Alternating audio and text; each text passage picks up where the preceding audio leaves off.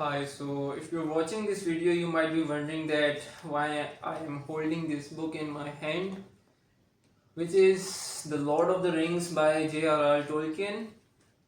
And to be honest, back in the days, I used to read this book a lot. I really liked the story and was basically a great experience reading this book.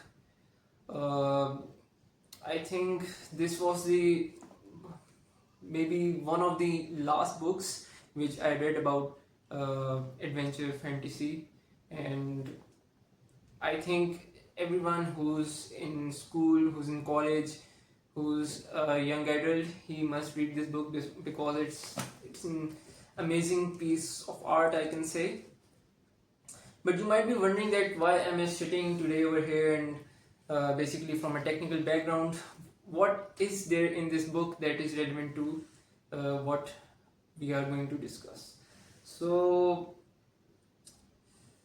in this book there's if you are familiar to the story to some extent, you might know that this book has a concept of a ring, the one ring to rule them all.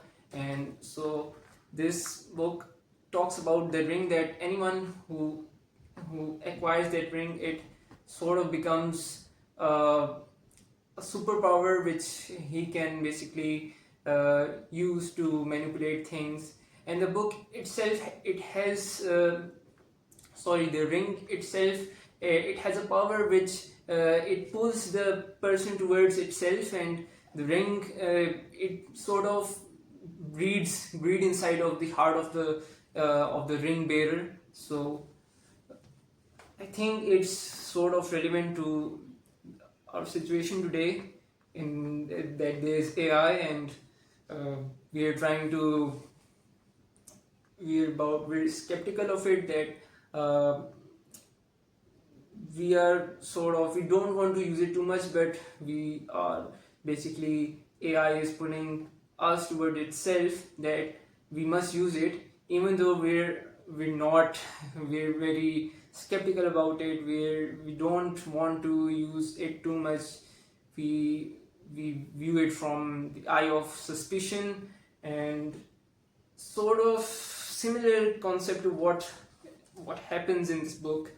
uh, so if I summarize the story, it's like there's a war, and there's this evil lord, his name is Sauron, and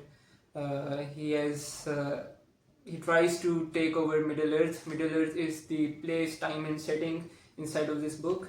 So Sauron tries to take over the Middle Earth, but there's a war, and then Sauron sort of diminishes, but he kind of saves himself through this ring. He puts his essence inside of this ring, and then he vanishes, and for thousands of years he is not found, and then this ring is found, and this ring contains a special power inside of it which will help Sauron come back to power. And so that's why the people of Middle Earth, they want to destroy that ring. But what happens is that this ring is found, so they create a plan to destroy the ring. And so a team of 9 to 10 members